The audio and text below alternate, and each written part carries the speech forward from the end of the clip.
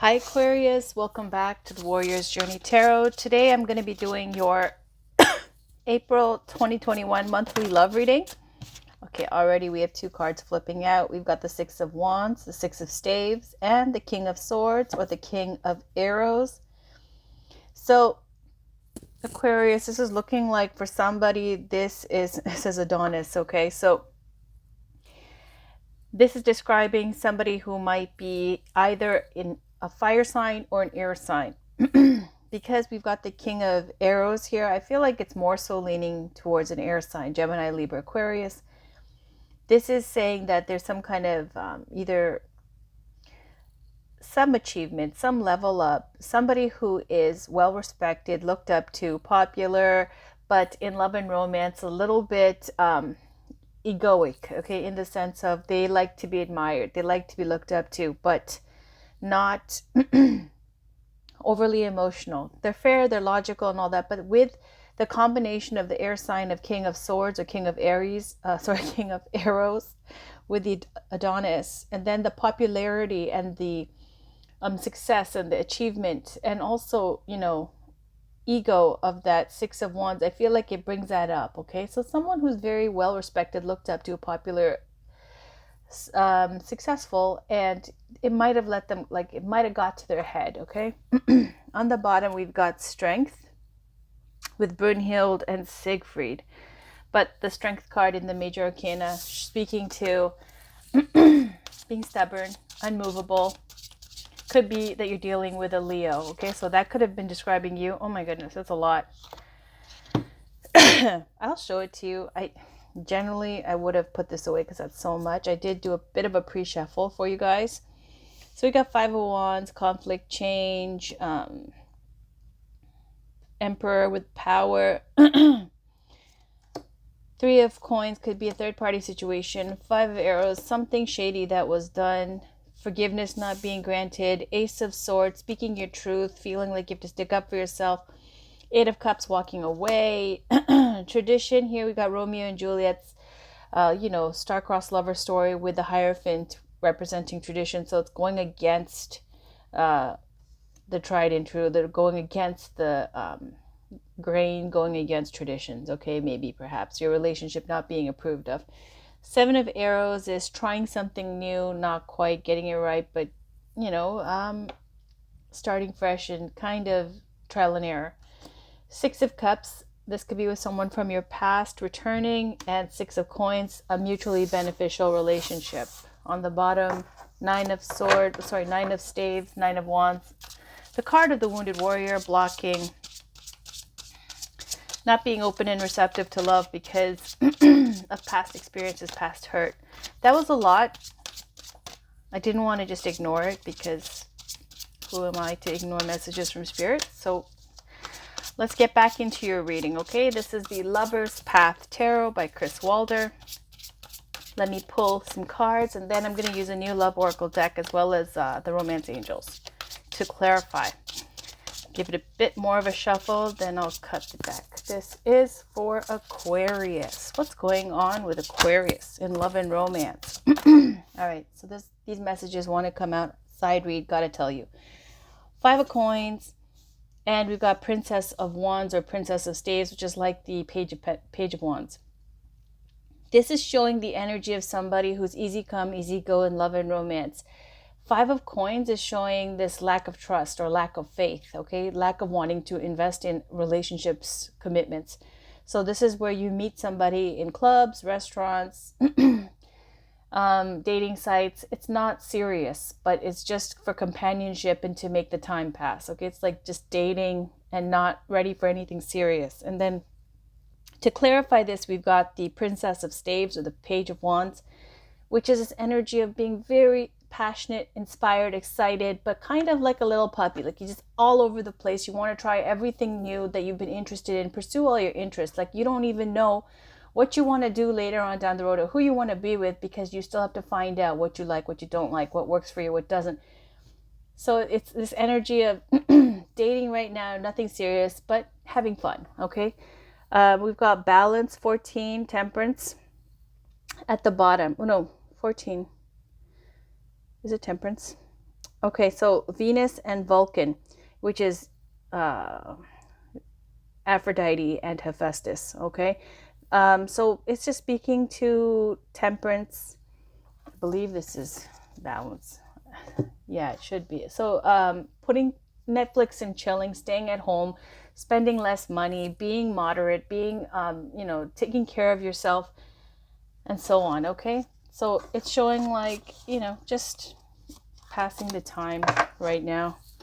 Nothing serious. All right, back to the main reading, Aquarius. Okay, I'm gonna cut the deck before we get 7 more side reads. Sorry, my throat goes every time I start. First card is you, Aquarius. We've got 7 of staves. This is your love interest. Again, we've got the Temperance card with Venus and Vulcan. And the situation between you two. Wow, look at that. Lovers. This is love. It's Isis and Osiris. Outcome. Ooh. 2 of swords or 2 of arrows. Now, in the major arcana, it depicts these two as Cupid and Psyche. Okay? Cupid being the son of Venus. All right, how do you feel about that person that you're in this relationship, romantic connection with, or how you see them? 3 of arrows. How they see you. The Fool, innocence. All right. Your challenge or obstacle. Justice, Penelope and Odysseus. And their challenge or obstacle here is 6 of arrows. On the bottom of the deck, we've got King of Coins with Zeus. All right. So the major arcana in this deck by Chris Walder, it has characters from mythology and history and things like that. So it gives you the meaning of the major arcana as well as the backstory, okay, with these characters, which is really interesting and spices up the reading. So let's see. 7 of staves is for the energy representing you, Aquarius. This is standing your ground, feeling challenged, feeling like you have to defend yourself in love and romance, whether it be somebody who's got problems with who you're dating or seeing, or some objection, okay, that people are giving you from some source. That's why you feel like you have to stick up for yourself, okay, and let people know and have some healthy boundaries of what they can do, what they can't do, what they can say to you. For the person you're dealing with, they've got, again, temperance with the balance energy with Venus and Vulcan. Let me read it to you because they like to give you a small, like, short story. Because they were quite an odd couple, but it's speaking to the balance here. Okay, so let's just go into this. This is Venus was first worshipped as a nature goddess associated with the arrival of spring, only later gaining notoriety for her sensual exploits. To balance her natural exuberance, the gods wed her to Vulcan, the lame god of the forge. Venus did not appreciate her husband's skillful craftsmanship, and she did not hesitate to share her affections with others. Despite this, Venus and Vulcan's marriage endured. Each was necessary to the other as opposites often are. So that doesn't sound like a very healthy relationship, but it happens. It's saying that whoever you're dealing with, they were in this, it sounds so haterish to try to pair somebody up with somebody who's lame and boring and all that, but he's a good craftsman. Anyways, and so she cheated. She enjoyed life. She was off with Aries. She was doing all kinds of things, okay? She was the goddess of love, beauty, all that stuff. So it says before that, all that fertile energy with that Empress energy of the springtime and all that, that was Venus before. So the balancing that was done here for her was that she was put and married off to Hephaestus or Vulcan. Now, I don't know if the person you're dealing with is married and already with somebody that they might find not so interesting and yet very practical, and it's a marriage of practicality or balance for them because they need to temper their wildness with somebody who's more down to earth. But it's showing that energy for the person you're dealing with. Now the situation between you two is lovers, Isis and Osiris. That was major. right? Even when Osiris died and was killed or whatever, Isis brought him back through like sexual magic. Okay, so this was a very intense connection between Isis and Osiris. It's showing here that I feel like this is, you are involved in with somebody. It's and I'm getting this repeated theme with many readings here. Um, these passionate connections. Okay, this looks like a passionate connection that you're trying to fight for, but it looks like the person you're dealing with, as attractive as they may be, they might be with somebody else already. Okay. Let me just read a little bit about Isis and Osiris with the Lover's energy. The myth of Isis and Osiris illustrates the power of love and how it can transform us irrevocably. Isis and Osiris were blissful in their love for each other. Jealousy ate at their brother Set's soul, granting him no rest. He trapped Osiris in a coffin and heaved him into the Nile. Using the power of her love, the goddess brought Osiris back to life for a final embrace. So like it's like some one last, embrace.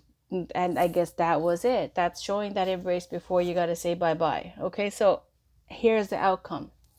2 of arrows, 2 of swords. Okay, so 2 of swords is 2 truths being pulled in 2 different directions. Stalemate, indecision, not knowing how to move forward, possibly having 2 options and needing to choose. As I said before, this was also the picture is of Cupid and Psyche. Okay, so they had a lot of obstacles in their love story. Initially, Venus wanted Cupid to, she was jealous, okay, of Psyche's beauty. So Venus wanted Cupid to strike that arrow and make her fall in love with a troll. And, instead, he struck himself and he fell in love with her. And there was a lot of obstacles. And honestly, the troll sounds like her husband. Okay, anyways. How you see them, 3 of arrows, you see them as heartbroken, that they're suffering some big loss and disappointment, they're hurt and they're heartbroken. That's how you see them. How do they see you? As innocence, the Fool card. They see you as someone who is maybe representing a time of innocence for them. That purity of with this Isis and Osiris, just true love, something that happened, something that was pure and lovely when it happened, and also that was maybe perhaps naive, innocent, wasn't on solid foundation, but it was beautiful while it lasted, type of thing. Okay, with the innocence, with Tamino and Pamina. I'll read that just because I know people want to know. So that's the first one, the Fool energy. It says, the Magic Flute was the last opera Mozart composed before his death in 1791. Some of its fairy tale plot was inspired by the rites of the Freemasons, a secret society into which Mozart had been initiated. The Magic Flute tells of a princess named Pamina and a prince named Tamino who learned to trust their hearts, innocent and experienced as they may be. All right, so we're not going to go into all the Freemasons and all that stuff, but basically it's 3 times now that we've seen, like 4 times really, we see the obstacles here because the brother Set, who was jealous and kills Osiris. Then we see here the gods purposely marrying off Venus to someone who's lame and a craftsman while she goes off and cheats. And then we see here with the obstacles for Cupid and Psyche. And again, we see here with Tamino and Pamina, speaking to this innocence. Okay. All right. For your challenge or obstacle, we've got Penelope and Odysseus with the Justice card. You feel that something has been unfairly done to you. Something that when justice comes up, it's either in love and romance, it can be a marriage, contracts, prenups, divorce, custody stuff, any kind of contract, where law or the justice or judicial system is involved. Now, if it doesn't have that to do with you, it can speak to just the feeling like something unjust has been done to you, okay, and still stuck on that, having not been able to release it. Here we've got Penelope and Odysseus, and the story between them is Odysseus leaves, okay, for a long time, years, and she waits. And meanwhile, while she's waiting for him to return, there's many suitors. She's still attractive, still beautiful, and she stays true to him. And then in the end, they get back together. So it could be for you, you feel like you waited a long time and you're upset about it, okay? Or it could be somebody like this has been waiting for you. This is really a card of some injustice, feeling like you've been treated unfairly, like made to wait around. That's what it feels like, okay? With the promise of getting back together again. For the other person, their challenge or obstacle is 6 of Arrows or 6 of Swords, and that's leaving, okay? For them, it's leaving this relationship. Like, look at how they describe their partner. She's goddess, like Venus here, beautiful, and she's with lame Vulcan, who can make stuff, okay? Anyways, 6 of Arrows showing that she's in a toxic situation, or he's in a toxic situation, whoever this may be, and they don't want to be there, and it's showing that the obstacle for them is to leave. On the bottom of the deck, we got King of Coins, Zeus.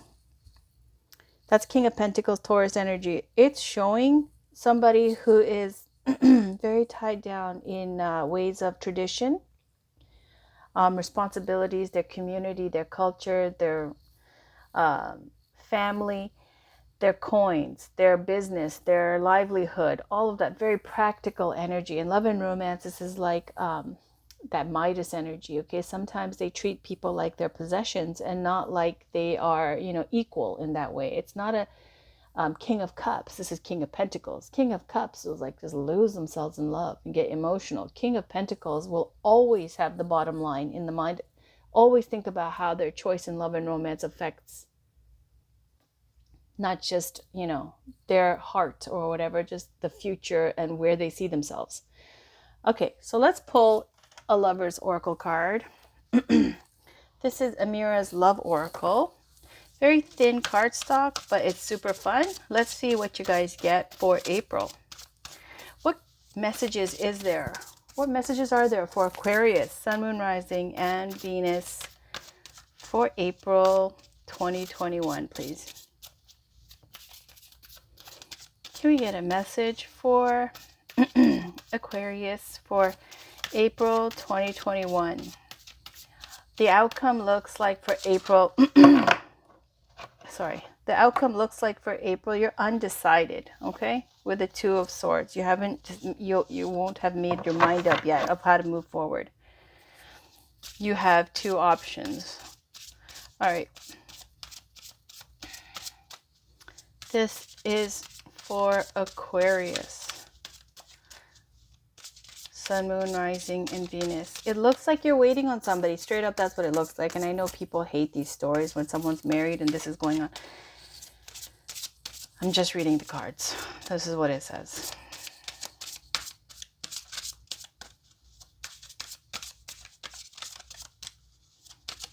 Look at what this is. These 2 next to each other. The person you're dealing with is Venus with Vulcan.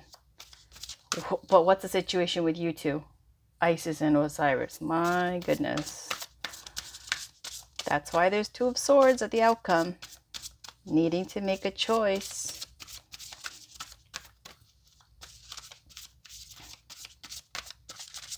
I give up. Here we go. Blonde female.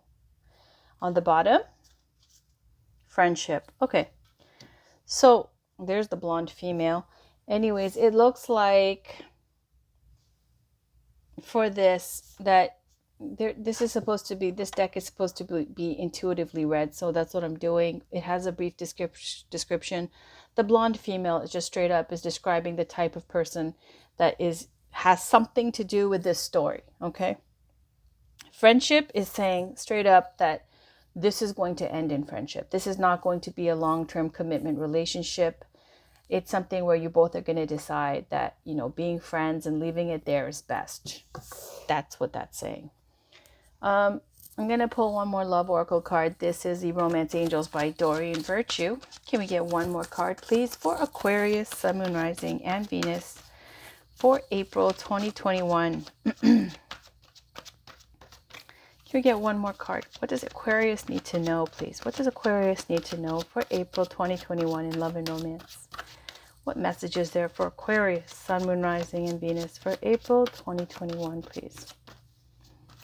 What message is there for Aquarius, Sun, Moon, Rising, and Venus for April 2021, please?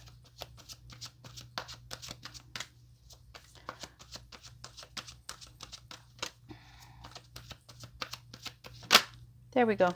Unrequited love. This is express your love. Go and make the romantic gesture with somebody. Now, here we go again, okay? Because this flipped, I'm not even going to take this. This go ahead and make the romantic gesture was on the bottom of the deck. But it's saying that if... I'll read it. No, I don't know where the book is. I'm just going to keep this because that's the card that flipped out. Okay, so we've got there's not enough attraction or chemistry to keep this relationship going, and this card is about when two people are playing cat and mouse over a long time, whether on your social media, where you're might have hooked up a little bit in the past, dated, whatever, but nothing serious ever manifests. No commitment, no long-term relationship ever manifests, and that's because at the heart of it is, as you both know, that there's not enough attraction or chemistry to keep this relationship going.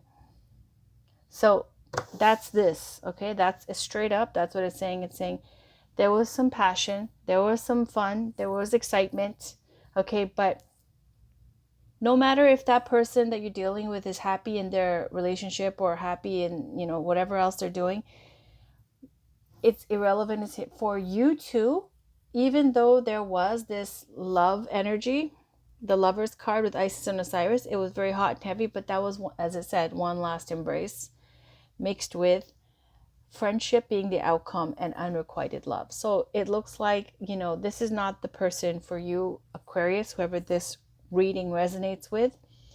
This other person, they're busy. They've got stuff on their plate.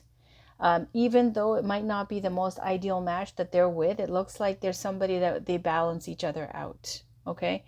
And possibly even with the King of Coins, it could be that there's a lot more practical reasons why they stay together, okay? In terms of finance and maybe financial dependency or whatever. That's your reading, Aquarius. I'm sorry if that was boring or disappointing, but that is what it says for somebody who needs to hear it. I'll have your weeklies out later on. Thank you for watching, and bye for now.